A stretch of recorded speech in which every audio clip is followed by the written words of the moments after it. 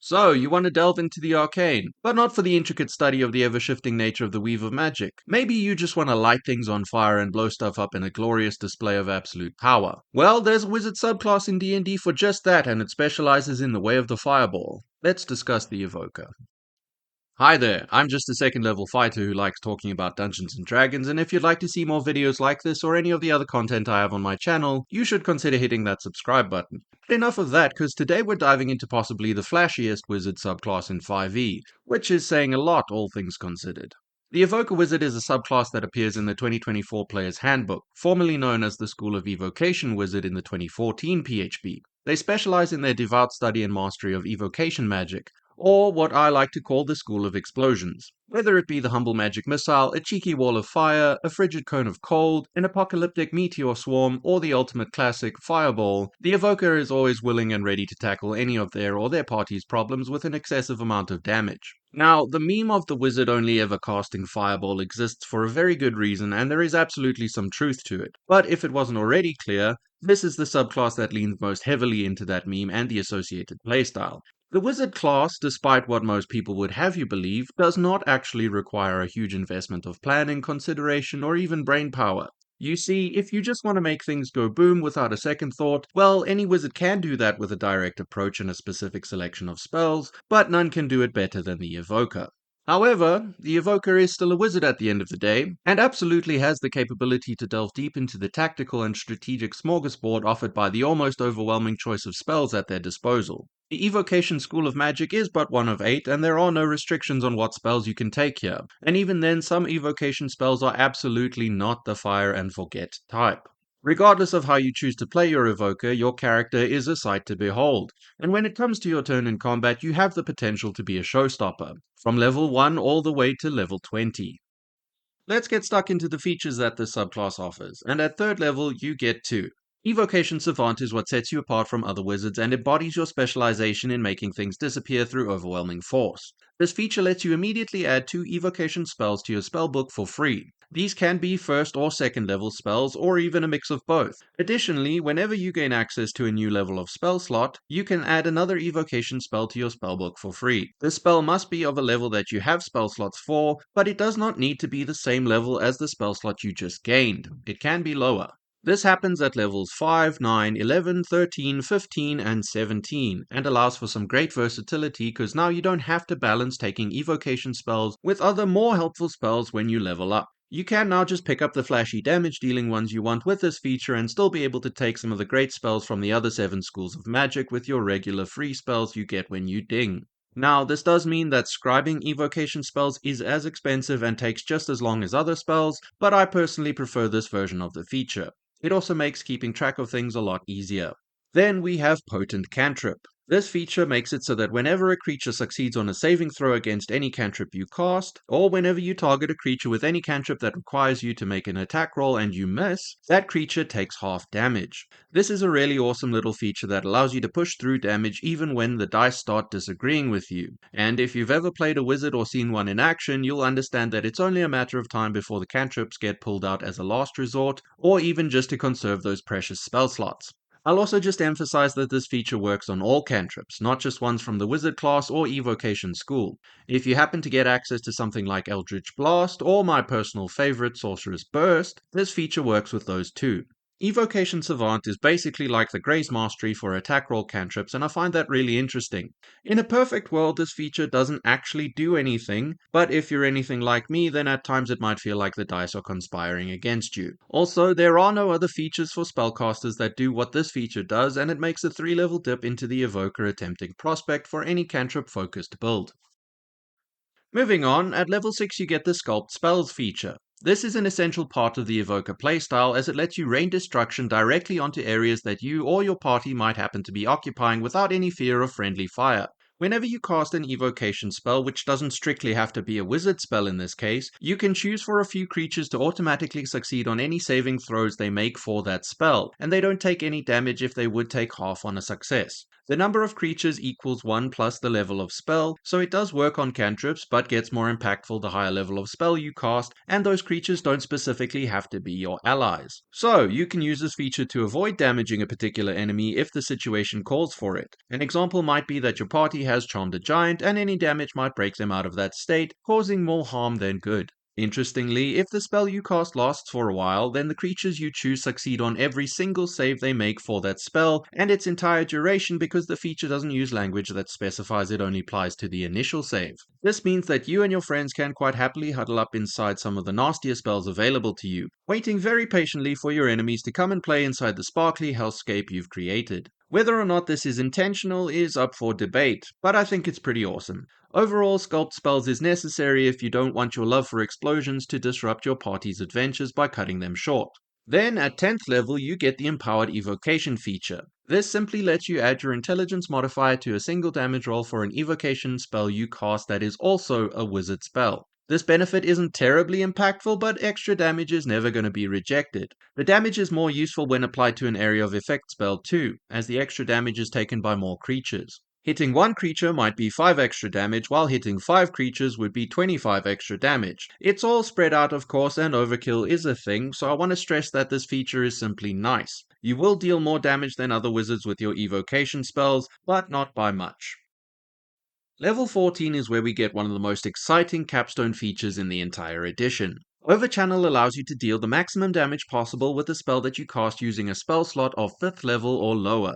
The spell must be a wizard spell in this case, but not necessarily an evocation spell, and this only works on the turn that you cast it. The previous version of this feature in the 2014 PHB at one point allowed you to deal maximum damage with spells like Wall of Fire for their entire duration, which was a bit intense to say the least, but that is no longer the case. You can use this feature once per long rest with no issue, but there is also the option to keep using it at a rising cost. Using it a second time pushes your frail wizard body to its limits, and you immediately take 2d12 necrotic damage. Every subsequent time you use this feature, the damage you take increases by 1d12. This damage also completely ignores resistance or immunity to necrotic damage. It does not, however, ignore temporary hit points, effects that reduce damage, or effects that specifically change the amount of damage you would take from any given source. Worming your way around the obvious downside of this feature is a lot easier than it sounds. Now, Overchannel only works on 5th level or lower spells, but those spells can be upcast with a 5th level spell slot. This means that throughout our career as a wizard, we're going to be looking for a handful of very specific spells that take advantage of this feature. We're looking for pure damage potential here. Okay, so this point is a bit nebulous and rules lawyery, but we need to acknowledge that this feature doesn't actually prevent you from rolling. You can still roll, but you ignore whatever numbers appear on the dice for the purposes of determining damage and deal the maximum amount instead. This is only important for a single spell, by the way. The Tempest Cleric Channel Divinity feature Destructive Wrath from the 2014 PHB is very similar in practice, but it specifically states that you deal maximum damage instead of rolling. No such verbiage appears in the description of Overchannel. Is this an oversight? I'm not entirely sure. As mentioned, this only affects a single spell, that being Chromatic Orb, but we'll touch on that in the spell section. One last thing, regardless of how many damage rolls a spell that is overchanneled makes or would make, they all deal maximum damage on the turn that spell is cast. This also only applies to a few spells, as most area of effect spells only require a single damage roll when cast, but something to keep in mind nonetheless. Overchannel can be very powerful, and I would highly recommend choosing 1 or 2 spells specifically in preparation for this feature.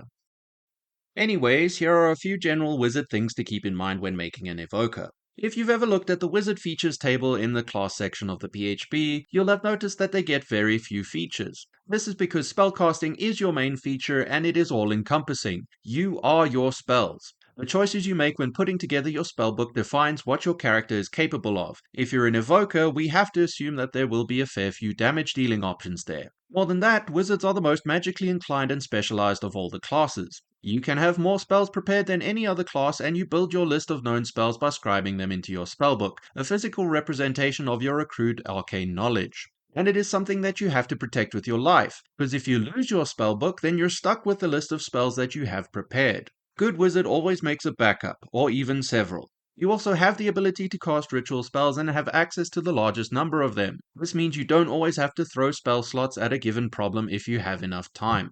Now, wizards are squishy. It isn't a secret. You are stuck with a d6 hit die, and that leaves you with very few hit points when compared to everyone else. You also don't get any armor training and will have to find a way to improve your defenses, and usually magic is the answer. But you can remedy this by investing in either dexterity or constitution, or even both.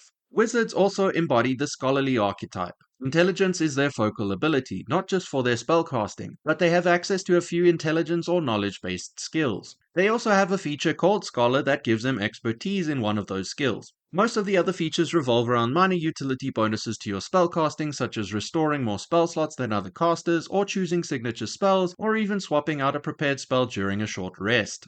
There's a lot to love about this class. You just need to set your expectations accordingly. It's all books and spells and, of course, squishiness.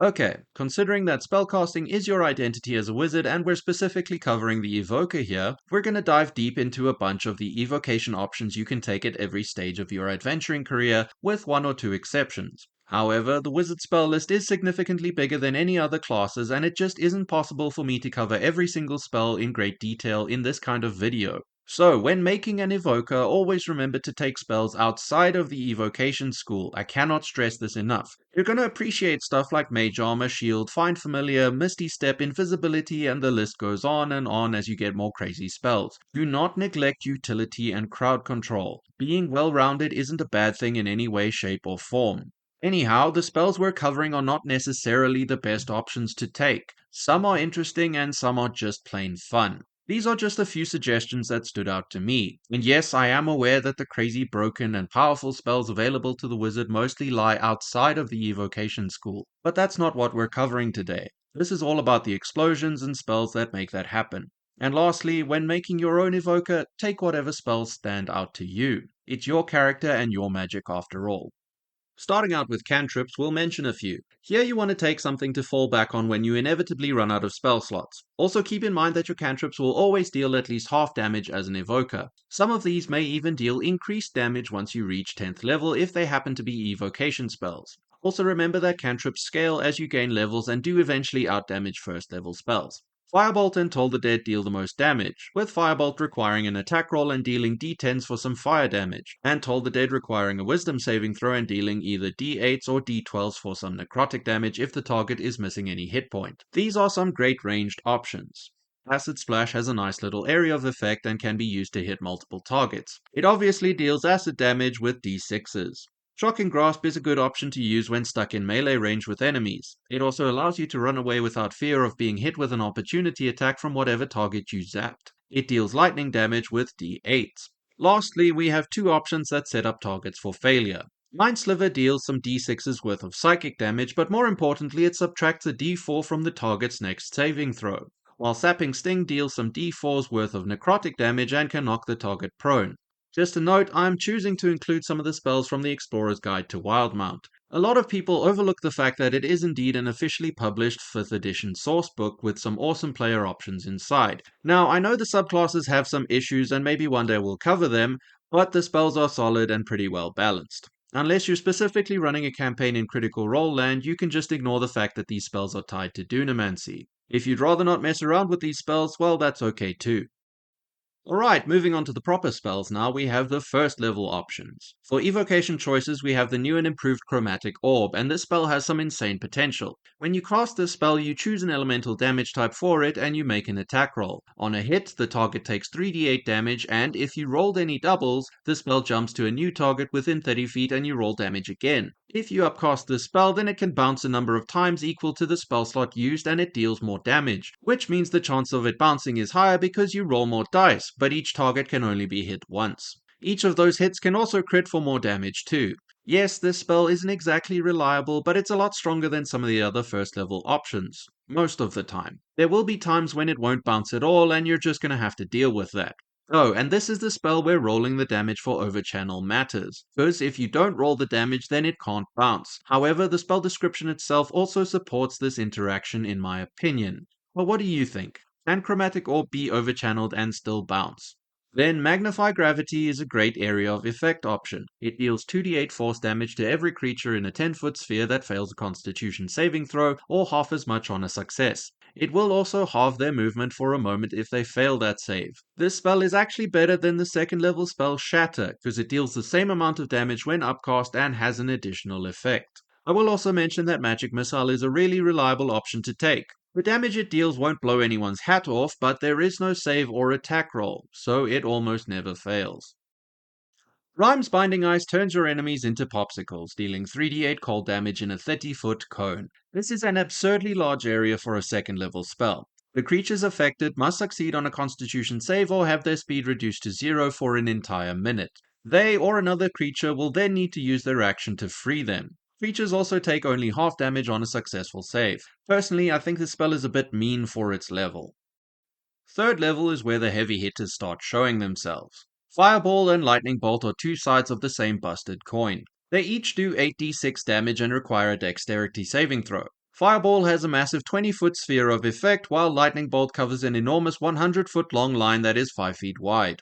Of course, these spells also deal half damage on a successful save. Pick your poison here. The damage at this level is a bit overwhelming and kinda gross. Then it's worth mentioning as an alternative, but Leomund's Tiny Hut is an awesome little spell that creates a 10-foot radius dome around your wizard that lasts for 8 hours. Nobody can see into the dome, but you and your party can see out of it, and the climate inside is hospitable enough. This spell is most often used to ensure safe long rests, but it can also be used with a fair bit of creativity to set up some crazy ambushes. Specifically, you and your allies inside can launch 4th level or higher spells out of it like some fantasy-inspired pillbox. But being an evoker, you are obviously the magically powered machine gun in this situation. Two other things to note here: this spell is a ritual and doesn't require spell slots, and if you happen to leave the area then the spell ends. This last part can often catch out some wizards that don't fully read their spells, and that's totally not me, I promise. For 4th level, our evocation choices are mostly centered around making the battlefield feel largely uninhabitable. So we have Sickening Radiance, a lovely little spell that is essentially the D&D equivalent of being exposed to a nuclear core. It covers a 30-foot radius sphere and deals 4d10 radiant damage to anyone that moves into the area or starts their turn there if they fail a constitution saving throw. Now, there is no half damage here on a success, but creatures that do fail are lit up green and suffer a level of exhaustion. This has a bit of a snowball effect, and if you stay in the irradiated zone for any extended amount of time, you're going to find it harder and harder to pass those con saves. The exhaustion and light does go away once the spell ends, however. Sickening Radiance definitely feels more on the war crimey side of things. 5th level has some absolute bangers for an evoker. Bigby's hand summons a large magic appendage that can punch, push, grab, and protect. The hand itself is commanded as a bonus action, something that wizards usually have available. It deals 5d8 force damage on a hit, but the damaging side of the spell is only a small part of what it is capable of. It can be used for crowd control and transportation too. Now, there are two more spells I want to mention here because of their potential with Overchannel. Cone of Cold is an evocation spell that can deal a potential 64 cold damage to every target it hits, and Steel Wind Strike, which is not an evocation spell but can still work with Overchannel, can deal a potential 60 force damage to up to 5 creatures. However, this spell uses attack rolls and can crit, which raises that potential damage to 120. And surprise, surprise, as a wizard you can set up automatic crits if you use a spell like Hold Person that paralyzes a target and then go stand next to them before making your attack roll. It's my personal favorite for Overchannel. Now, from 6th level onwards, the evocation spells are going to start looking less and less enticing to take. Not necessarily because they're bad or anything like that, it's just that spell slots are limited from this point onward and the non-evocation options start becoming game-breaking. However, we have another amazing cryomancy-themed option here. Wall of Ice creates a wall with 10 segments. Anything in the area of the wall when it's created takes 10d6 cold damage on a failed dex save, or half as much on a success. But the best part is that if the wall segments are destroyed, they leave a deadly mist behind. Any creature that runs through any of these patches must succeed on a con save or take 5d6 cold damage or half as much on a success. Creative placement of the wall can leave a pretty nasty surprise for any monsters that try to get past your seemingly innocuous barrier. Clogging up a tight hallway or tunnel with these walls when confronted by something determined enough to do anything to get to you is its own source of entertainment, and I personally appreciate that very much. 7th level has some amazing choices as an evoker, and I'm not going to shout out my favorite spell this time even though it would fit very well here.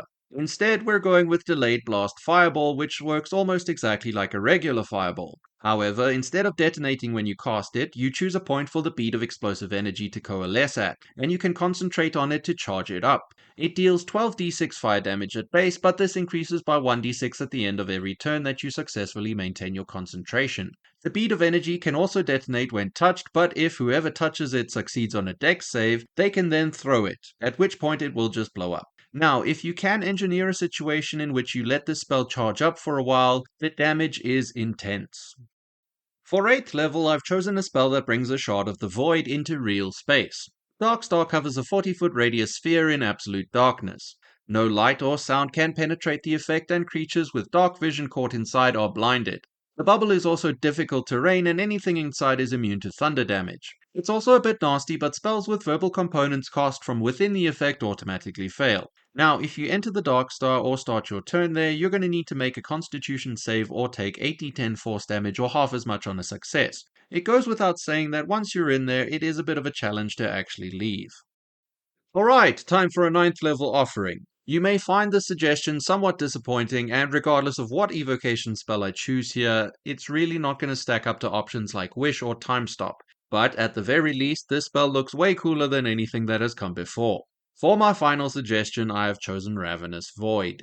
This spell creates a 20-foot radius sphere similar to a black hole at a point of your choosing. Then, for a further 100 feet around the sphere, there is an area of immense gravitational pull that is also difficult terrain. When you enter the sphere or start your turn there, you immediately become restrained and take 5d10 force damage. Now, this is a pitiful amount of damage for a 9th level spell. Let's just be very clear about that.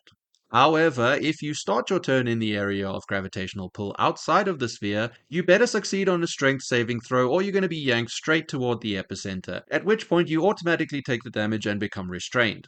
A creature that is restrained can use their action to escape, but the sphere can and absolutely will be placed in the air, and as soon as the restraint is broken, they're going to fall and take some damage, getting knocked prone in the process. This makes the already impossible task of leaving this massive zone that much more difficult. I would also like to bring up the fact that you and your party can stand in the gravitational pull without issue due to sculpt spells. While the damage of Ravenous Void is disappointing, this spell is somewhat nightmarish. It also sucks up and obliterates all non-magical objects just because it can.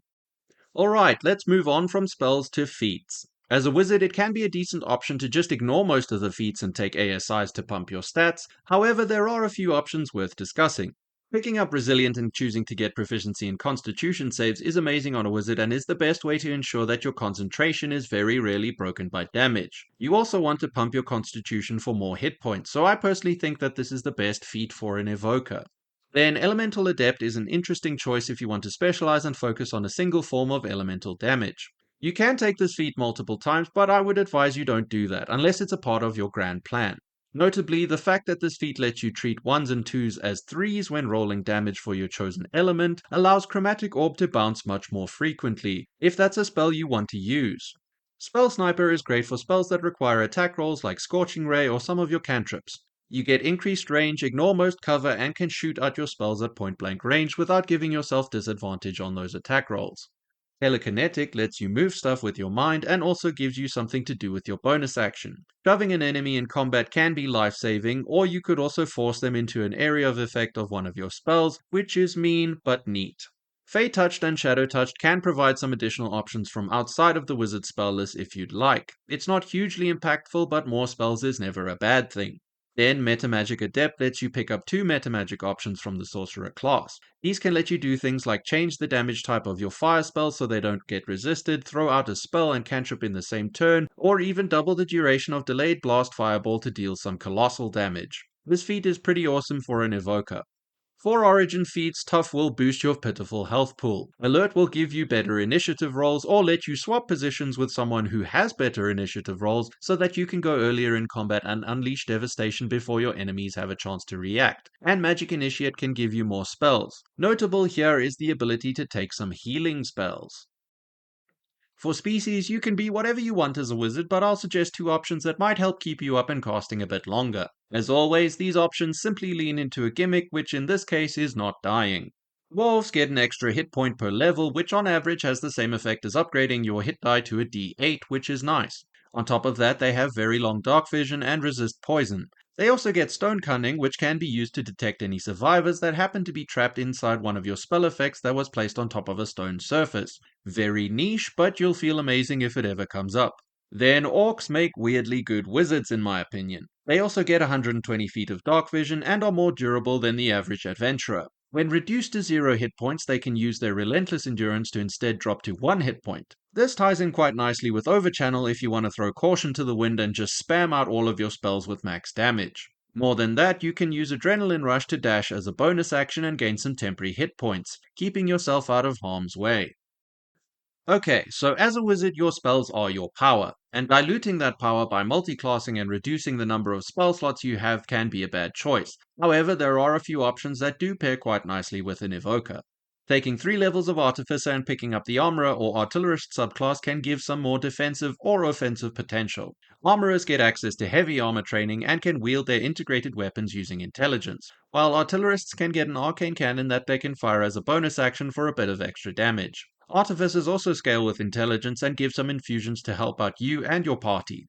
Picking up the trickery domain subclass for clerics might not sound too synergistic, but taking levels as a full caster won't dilute your spell slot progression. Additionally, clerics have some awesome low-level utility spells and can get training with heavy armor. The Invoke Duplicity Channel Divinity option is also great because it allows you to cast your spells from your clone's position while you keep at a safe distance. Storm Sorcerer is another choice that won't ruin your spell slot progression.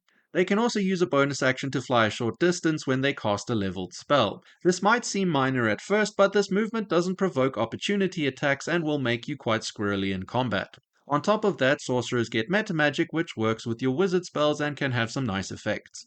Finally, it's worth a mention that taking 2 levels in monk or rogue will let you dash or disengage as a bonus action.